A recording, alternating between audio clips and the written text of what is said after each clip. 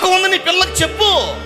60 ఏళ్ళు బతికి గొంగళి పురుగు చూడు, చీతకొక చిలుక మారుతుంది. చింత ఇత్తనం చూడు, చింత చెట్టు అయిపోతుంది. రాగి ఇత్తనం ఎంత కంటి కనబడుతుందో, స్మోక్షాకారంలో ఉంటుంది, కనబడదు. అది పక్షి తిని ఆకాశం వెళ్ళిపోతూ ఆకాశ గగన తలములు వెళ్ళిపోయి తన బహిర్భూమి కిందకి వేసిందంటే అది కొండ కానీ, కోట కానీ, గూడు కానీ, పుట్ట కానీ, వాగు కానీ, మొక్క కానీ, సెలయేరు కానీ అందులో మొలకై మొక్కై చెట్టై రానై మహావృక్షంగా మారి ఊడలుగా మారుతుంది. ఆమేన్. అదేంది రాగి ఇత్తనం. అరే ఈ చిన్న ఇత్తనానికి ఇంత జీవితం ఉంటే మరి నీకు ఎంత జీవితం తెలుసా? నీకు నువ్వేమన్నా చచ్చిపోతావు అనుకున్నావా? ఎవడని చెప్పింది అన్నాడు దేల్పయ్యాక. ఎవడు చెప్పాడు చచ్చిపోతావా? ఎవడు చెప్పాడు నీకు? నువ్వు సావులేదు నీకు. ఎక్కడ నువ్వు పాతాళమైనా సావు, పరలోకమైన సావు, భూలో కూడా సావు. మరి ఏం తెచ్చిందంటే నీ శరీరం మాత్రం తెచ్చింది అంతే.